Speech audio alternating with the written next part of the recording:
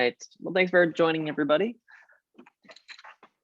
Today we're going to start with a presentation from Eugene about darks, and then we're going to talk a little bit about the notebook, see if anybody had any issues with some of the prior ones, and we will introduce the next notebook in line, and we will go from there. So yeah, Eugene, if you're ready, feel free to kick us off and talk about darks. Okay, good day everyone. I'm by name Eugene Udobe, and I'm here to talk about image processing and darks calibration.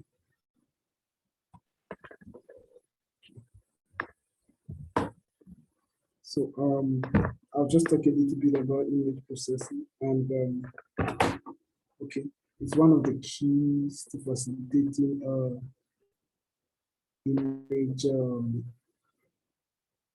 processing. And the idea of image processing is just to look at the images that has actually been captured or observed by a camera, and then try and get a better quality of that image.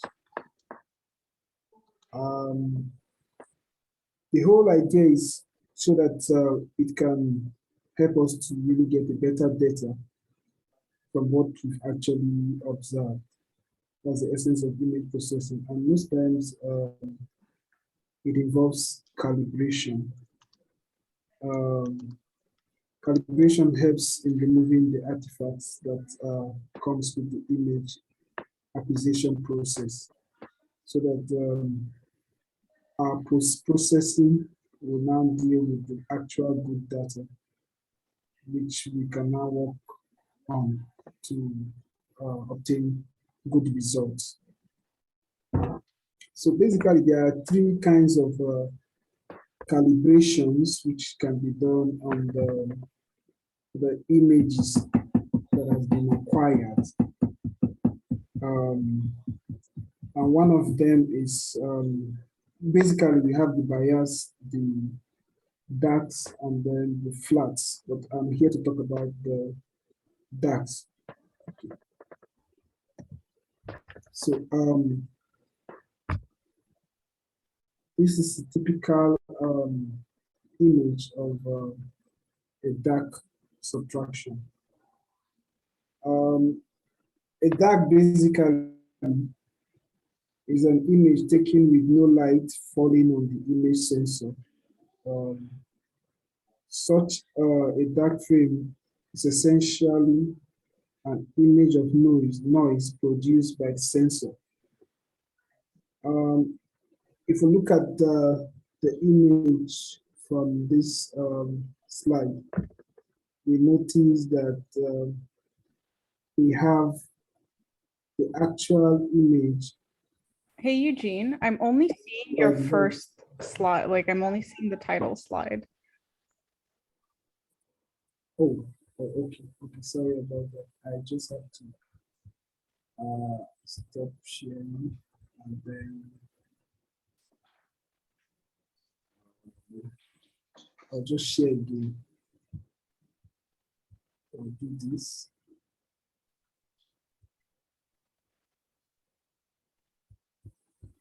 There we go. Okay. Okay. You can now see the slides, I guess. Yes, we can see the slides now. Okay. So I'll just continue from this. So if you look at the image on the right,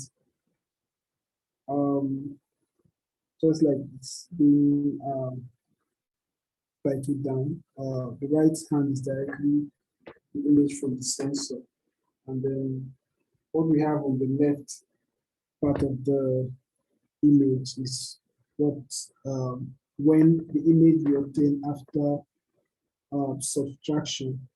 I think the main idea here is to just to sieve out all the what do you call it, the dark artifacts that are actually being captured by the camera.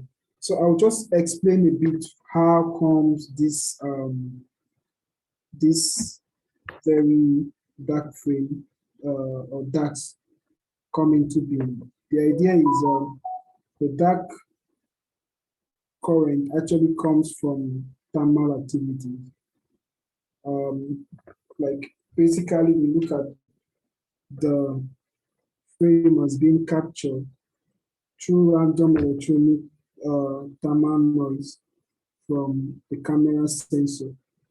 And basically this usually kind of happen whenever we have a long exposure time with the lens of the camera, so that what is being recorded at the moment at that point in time is now noise that is now seen as a signal. And most times, if you look at we talk about noise more of high temperature, kind of rising temperature in the instrument which we use for the observation or for the data acquisition. So what we try to do in dark frame subtraction is to try and sieve out that noise.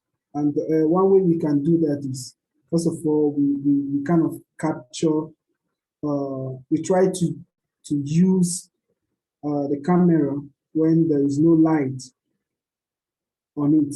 So it just captures a dark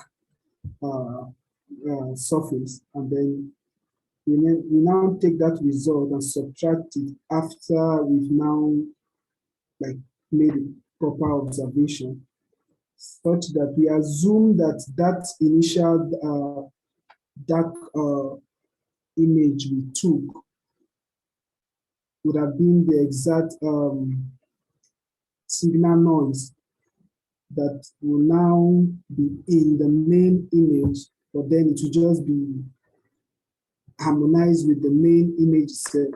But then when we use that initial result we took, and then we subtract it from the main image, we tend to now sieve out the noise that actually comes from the thermal excitation of the electrons in the camera cell. I think that's just the main idea of carrying out dark frame subtraction on every image that is being observed by the camera. This is a typical example also of what I was just trying to explain. Like if you look at the first image on the top, you realize that we assume that to be the main dark image that was actually captured using the camera. And then by the time we now take this observation of the sky, we can now use we can now subtract the first image from the bottom image. That's the top image from the bottom image. That way we end up getting a clearer picture of the night observation for which we've actually carried out with the camera. So in summary, dark frame, these are used to subtract dark noise from the image and to mitigate hot or cold pixels. And like I said, the hot or cold pixel usually has to do with temperature variation. So the longer the camera is being exposed, the more excitation of the electrons, and when they try to move around the camera, they try to create that resistance, try to generate heat, and so there's this variation in temperature in the instrument, which is now the camera that is being used for the observation.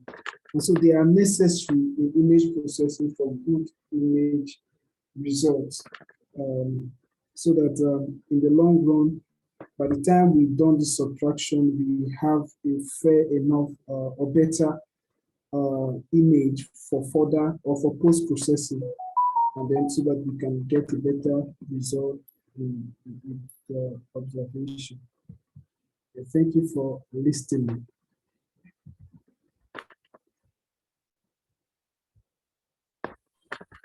Awesome. Thank you, Eugene. All right, so we now know a little bit more about darks. Does anyone So have any questions? Oh, yes, that's what I was about to, yeah, I was about to Sorry, ask, Adam. does anyone have any questions? Great minds think alike. Oh, okay. I think was that? Oh, sorry, Eugene, we were just asking if anybody else on the call had any questions from that. Great job, by the way. Okay.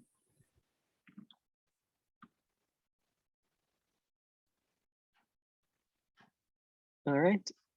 If there are no questions, feel free to bring them up later. Any pop into your head. Otherwise, Nemeka or Peter, who would like to go next? Right, it was Nemeka and Peter, right? I'm not crazy. Hello. Yes. Hello.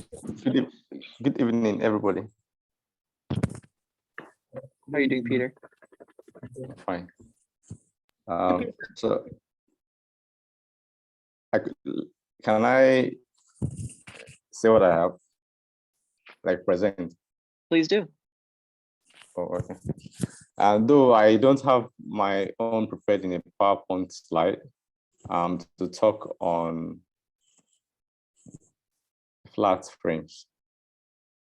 So, just like Eugene has clearly pointed out, the essence of these calibration frames are to improve signal to noise ratio of our astronomical image.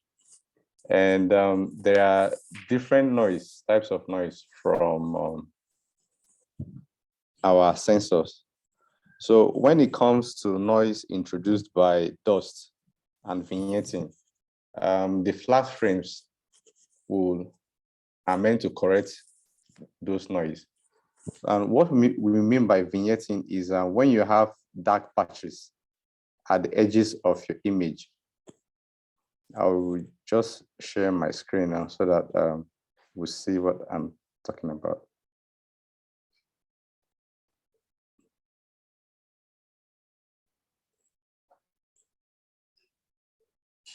Just a moment, I'm on it.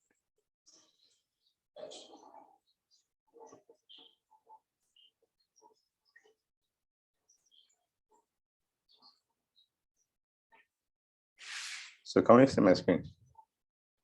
Yep, it's good. Yeah. Okay. Okay, so flat frames are meant to correct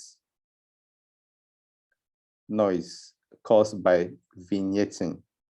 And vignetting refers to the dark patches at the edges of an image, just like we are seeing on these dark patches at the edges. Sometimes they are caused by the filters we use on the CCD camera. Then another place where we get noise that flat frames are meant to correct is noise from dust on our camera. So that's the essence of flat frames. And we take flat frames. There are different ways of taking flat frames. The easiest way and low-tech way is having a white t-shirt on our telescope, and we use a rubber band to hold the white t-shirt such that we don't have stretches on the surface of the scope. So the essence is to have even illumination of our targets. And when we can take these flat frames is, let's say at dawn or dusk, then another way we can take flat frames is using screens. And screens like maybe an iPad that is wide enough to cover the surface of our scope. And I could not get the time to actually know if we have to subtract from our image or multiply or do that. I've been busy lately. Like I'm just like I just came in from a trip like 30 minutes ago. So that's why I could not prepare my stuff. But the little I read, that is what I can present now. Okay. Did you want to maybe put more stuff together? I know Nemeka is not able to go today because he's still waiting for his laptop to get back. But otherwise, that was definitely not bad. And if you want, you can put more stuff together next Friday, because I know Nemeka is going to be presenting as well then. So if you wanted to put something more formal together, you're more than welcome to. But otherwise, Okay. yeah, it was a good description. I of would gladly vignetting do. And okay.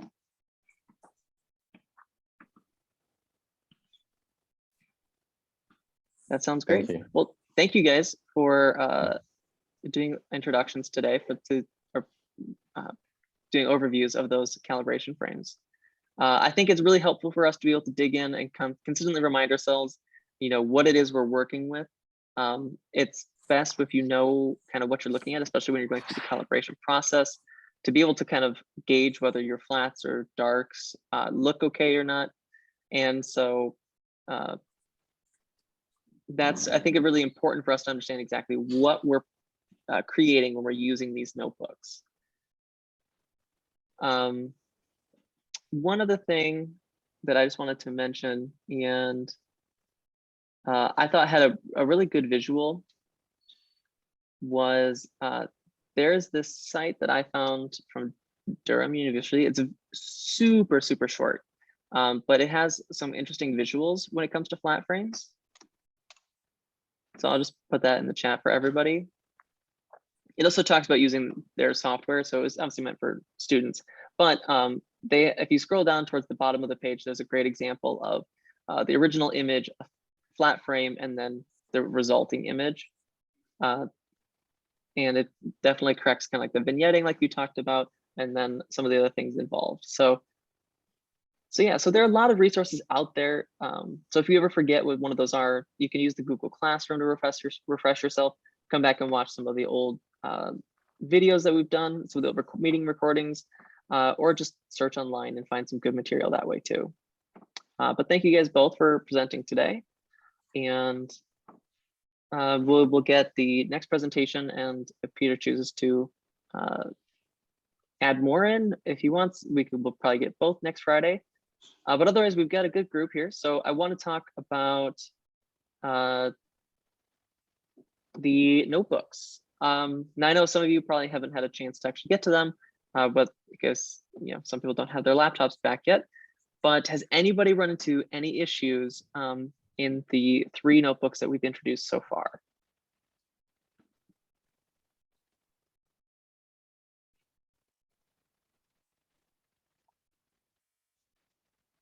One thing I'd like to see is if you're able to get through like the mean darks notebook, is kind of just posting that dark fits file. I think that will be very helpful, just so we know who's gotten that far. And it's a pretty simple process, as when you make it, it shows you where it puts it in the output folder. So I know a couple people have uploaded their darks, but if you haven't, please feel free to go to the LSky survey channel, and all you have to do is just upload the fits file and just put finish my dark or something along those lines. And then we'll kind of keep that process going as we get through more of the calibration frames.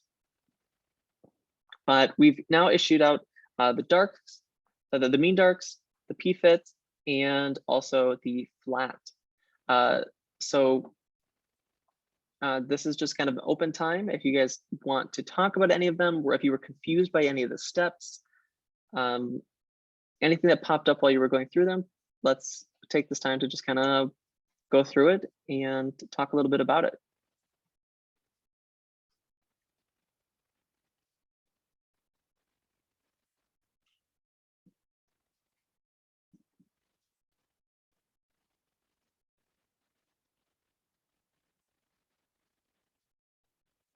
So I guess I'll start with who has gotten through the mean darks notebook?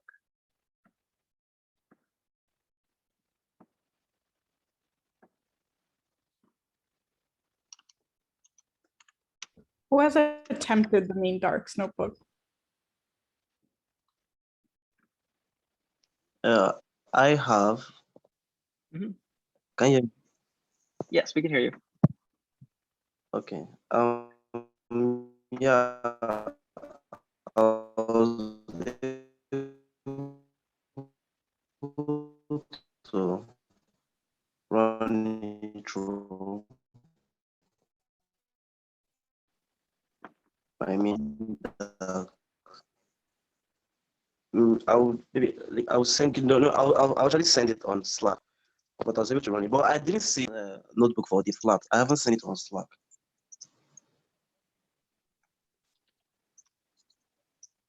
So I only heard the last sentence or two. So you're gonna send like a screenshot on Slack, like you had an issue, or you were able to get your dark done and you're gonna put your dark on Slack.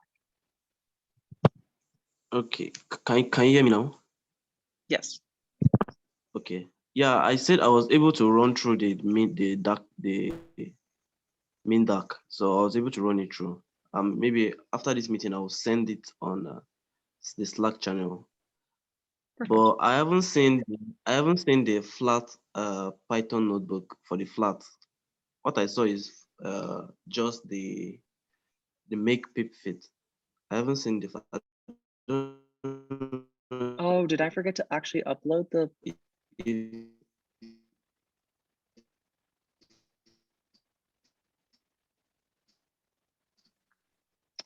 Charlie or Jaden, could one of you guys upload the flat notebook? Or am I mistaken and we never got to the third notebook? I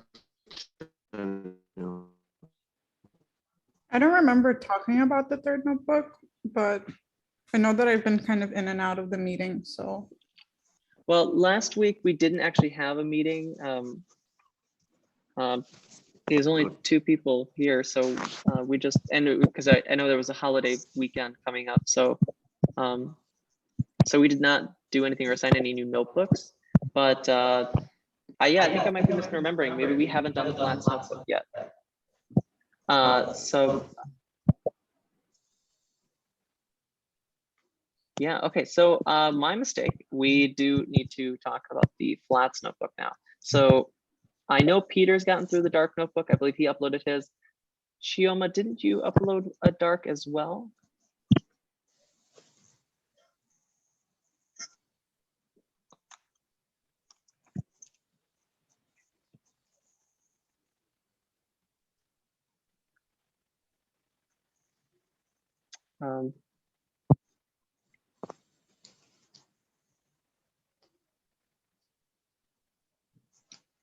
Okay. Then let's talk a little bit about the flats notebook. So Jaden or Charlie, if you guys want, would one of you like to share your screen with the flats notebook and just kind of step through if you have any visuals? Because there's a part where it displays the actual flat, right? They're in the same room as me, so I'm staring at them.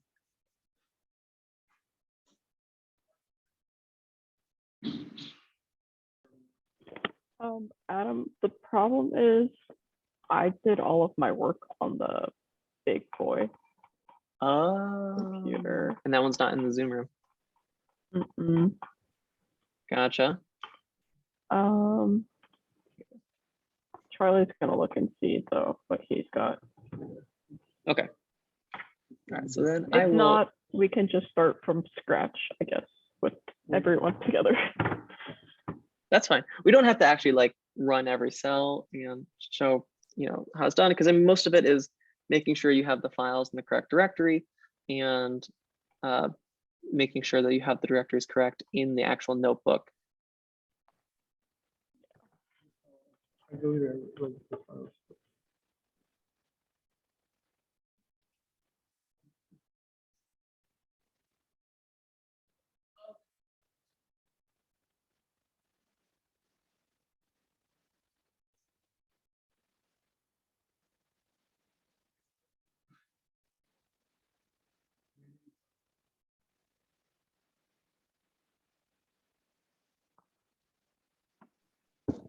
Can you see the notebook? Yep. Okay. So again, it's very similar to dark. mean dark notebook. We have these controls here. We import SYS, OS, and NumPy. Same packages. For this notebook, you need a polypath, which is the bias, the polyfit, the folder with the polyfits, which you need to use the second notebook to make. So you need the first notebook, the mean darks, to make short mean short darks, which are, and then we use those mean darks to make the polyfit. Then we use the pfit to make the mean flats. And you also need a folder of the raw flats. Code is practically the same here as the mean dark.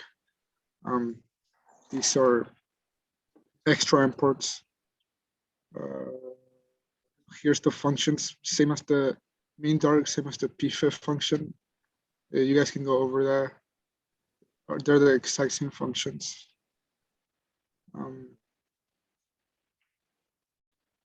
Here we go. I don't have any files saved in my laptop right now, so I can't run these. But here, again, same code as like the mean dark or the pfit. You left the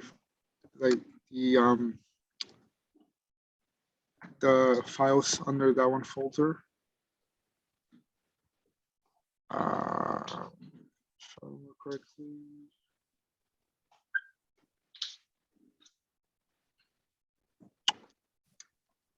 I'm not sure what this does. That's okay. We don't have to go through line by line. As long as people kind of have enough background so they can get started and jump in. So yeah, so the one thing you notice at the very top is this notebook, you can't really try it until you've gone through the first two notebooks. So if you guys have any questions, please reach out in the AllSky survey channel on Slack or message in WhatsApp, either way. And feel free to just put in like a screenshot or ask a specific question about a specific error. Anything that pops up, let us know. But as you can see where Charlie is now, you do need to have the path to the flats and to the pfits. And the only other thing that might pop up is, Charlie, do you want to remind people where on the star server they can find the flats? Can you see? Yep.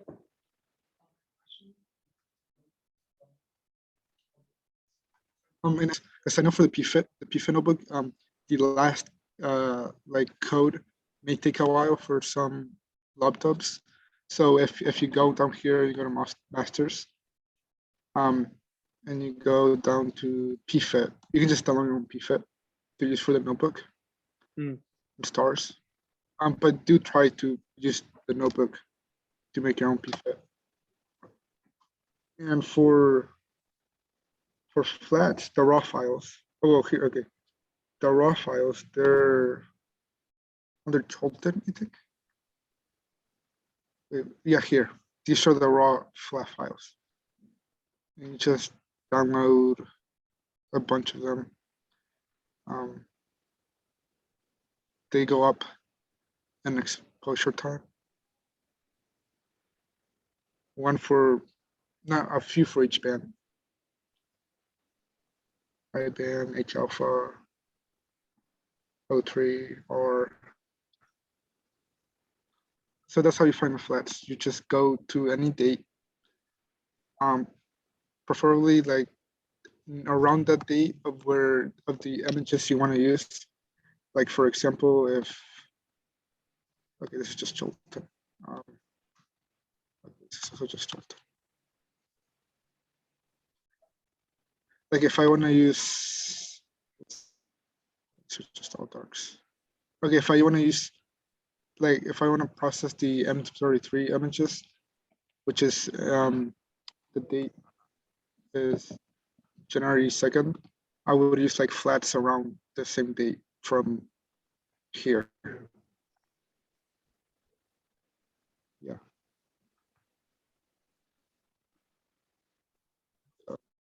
Yep. Anybody have any questions? And remember, this, no, I guess that my internet connection is unstable. Can everybody hear me okay? Yeah, I can hear you. Okay, good. I can Uh, too. Okay, good.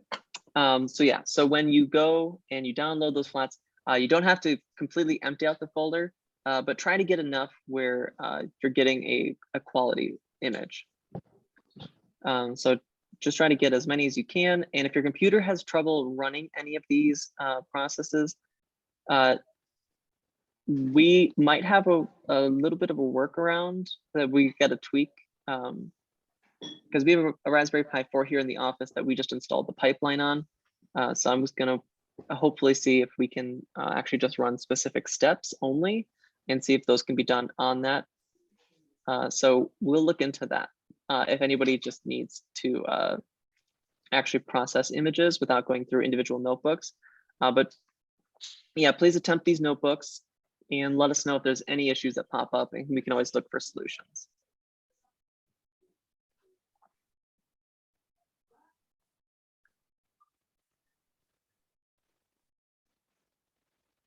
All right, so yeah, so we've got 3 notebooks now out, kind of outstanding. So if you haven't gotten to the Darks notebook yet, don't worry about it, just let us know. And if you have run into any issues, please just reach out. Can we get just like a quick throw it down in chat where you are in the process? Are you on the first notebook, still working on the first notebook, working on the second notebook? I kind of want to just have an idea of where everyone is, so I know if next week we should introduce the next notebook, or if we should take a week to just kind of actually practice it and go through it. And then one thing that we're going to do in the future is Charlie is working on a more interactive version of these notebooks that will kind of require a little bit more kind of Python knowledge. So it'll give you a little bit more practice than just changing directories and downloading files. So we'll have that coming in the near future too. So it's really good to go through these notebooks, read through, try to understand the different lines of code, understand what each cell is doing. And if you're just not sure what's going on and you want to know, feel free to just send a screenshot and ask the question. Oh, are you showing us your notebook so far? Yeah, I was. But there's also something I forgot to mention about the PFETs. Oh yeah, go ahead. Make sure you have a low gain and high gain. 2 of each I think we need, or for the Jupyter notebook. So make sure you run the PFET notebook 4 times, or if you download all 4 of these. All right, thank you for noting that. Here's the, haven't gone far, but this is. Okay.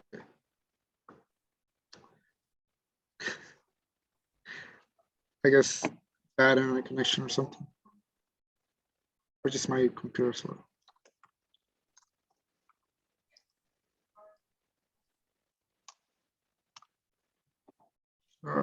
Oh wait, I worked on that key more. Okay, whatever.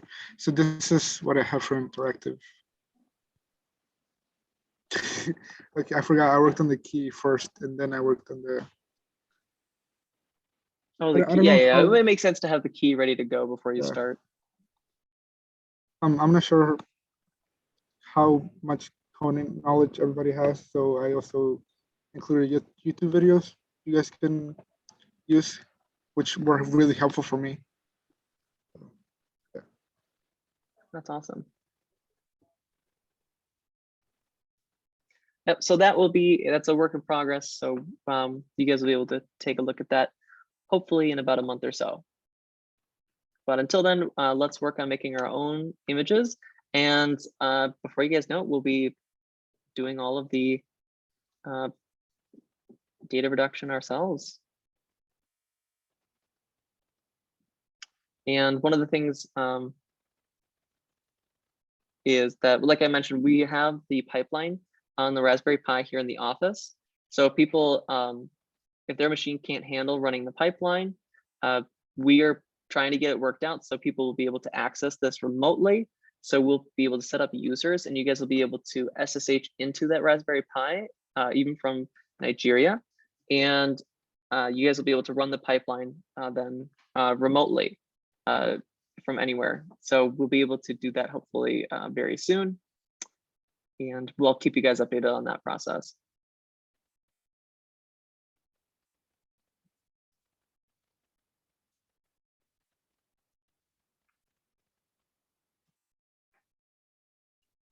All right, any questions or should we move on to what's next week?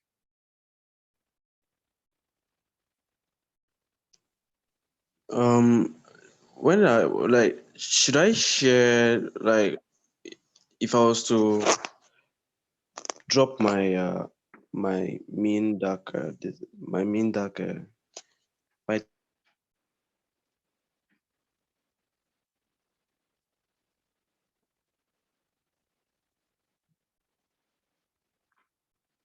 Can anybody else still hear him?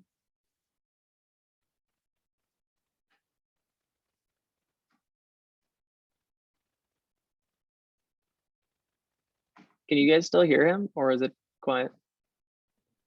Oh, I don't hear anything. Raphael, can you hear us?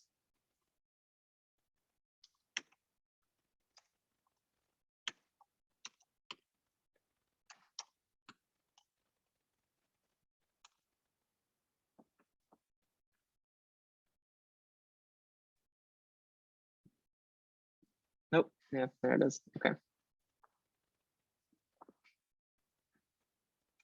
All right, I will reach out to Raphael in Slack and see what's going on. Or we'll see if he jumps on in the next couple of minutes before we end for the day. Oh, there he is. Okay.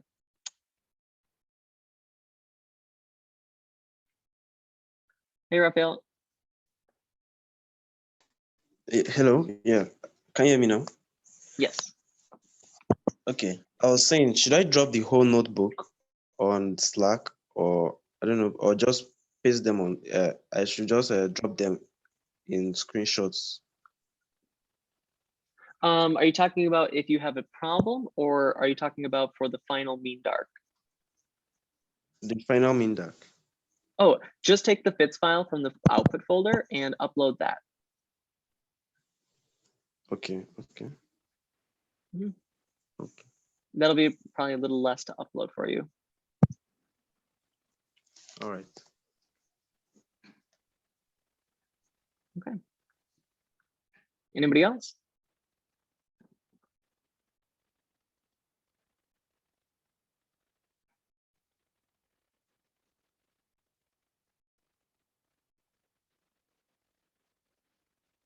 All right.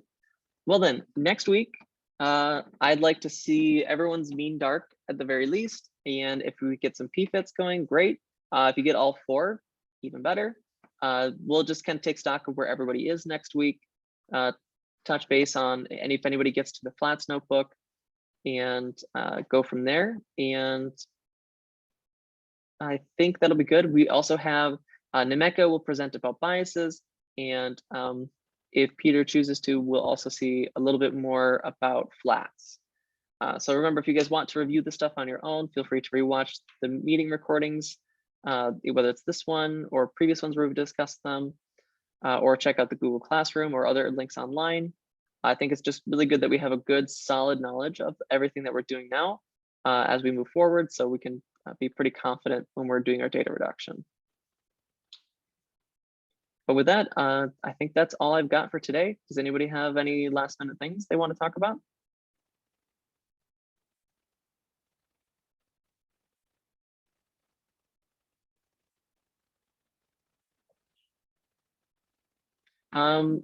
One of the things to think about is if you guys want to start thinking of, I'm frozen.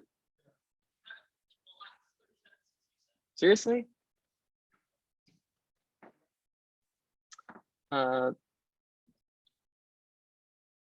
Hey, Adam. You're muted.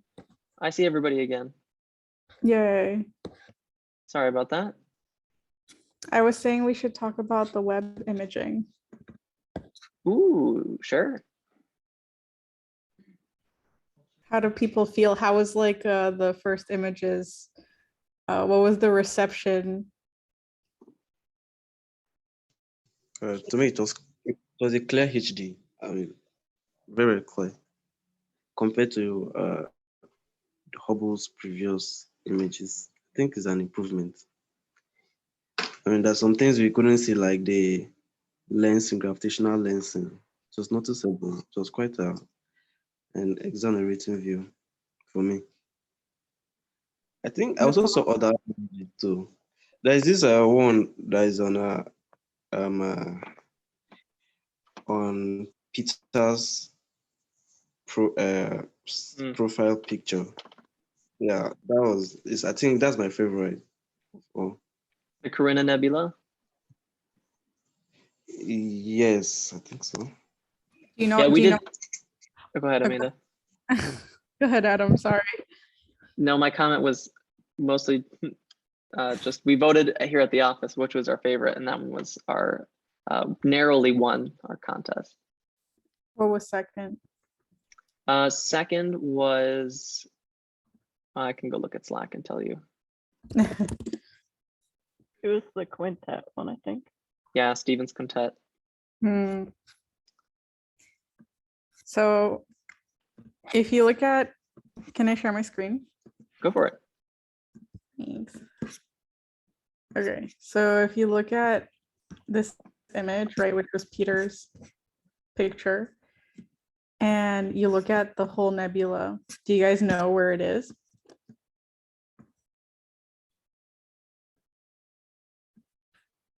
I think I saw a picture that had the little box around where that nebula is. That portion of it is. Yeah, which yeah, I saw like a video on it, how like you can't even really see it from this picture, but just to give you the scale. Any guesses? Where is this portion in here? Isn't it like right up here? Yeah. But you can't even like, apparently you can't even see it like from this picture. I think it's like this ridge over here. Dang. Isn't that crazy? It's like, Insane. Has anybody Nemeka or Chioma, have you guys ever looked at the Carina Nebula through a telescope? It's supposed to be absolutely amazing. No.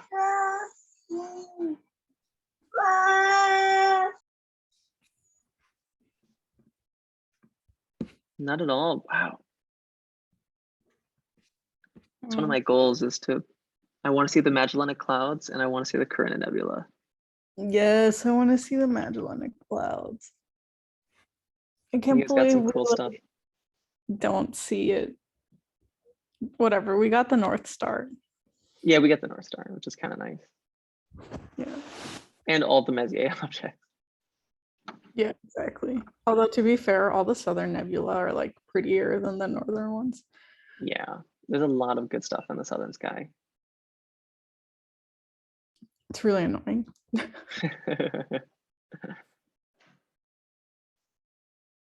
We got the better globs though. Really? M13 all day, air day. Oh yeah, could not agree more.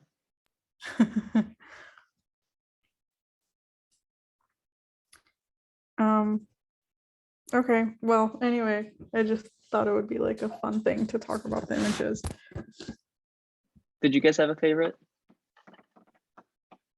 I think I'm biased because like I work on galaxy clusters, so like it would have to be the galaxy cluster.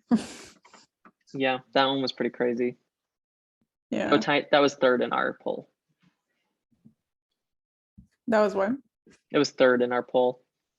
Oh, what was last? Which one do you think?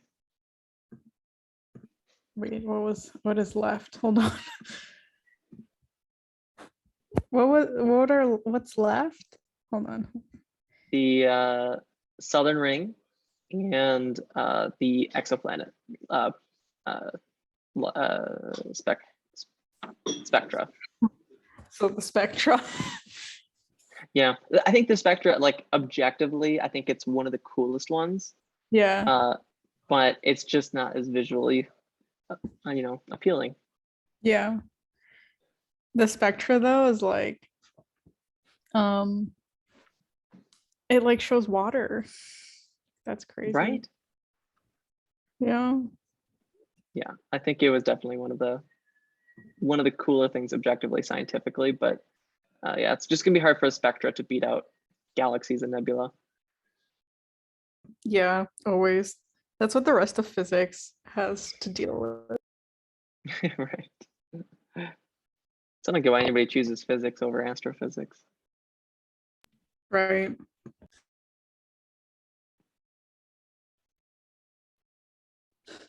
Well, anyway, there are already like papers on it. Like people have already come out with stuff. It's kind of crazy.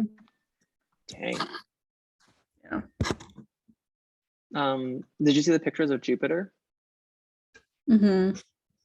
Did Those you are see the pretty one cool. of the asteroid? No. It was I posted it in ASN actually. It's in the same picture as the Jupiter one, but you can't see it in that picture. I'm going to Slack right now. Oh, there it is. Okay. Oh, that's the asteroid? Mm-hmm. Oh, cool. Right. Crazy. Yeah, I think they used it to figure out how to track, like how quickly they can track fast moving objects. Wow. Yeah. JWST is so cool. I'm more excited for Roman, don't tell anyone, but I can't blame you there. it'll be like Webb, like it'll be a little less powerful than Webb, but it will literally gather like the whole sky. Like that's crazy. There's going to be just unbelievable amounts of data coming out of that. Yeah. That's 2024, right? I think it's 27. Oh, is it really? What am I thinking of? That's 2024. I think it was 2024. Oh, okay. Gotcha. Yeah. But it's funny because I feel like with JWST, I still remember when it was the running joke of every time you brought up JWST, somebody had to go, if it ever gets up there. Now Yeah. we have images from it. Yeah. To be fair, it was like way over budget and way over schedule. So, Yes. but The it jokes worked. were fair. The jokes were fair. Yeah.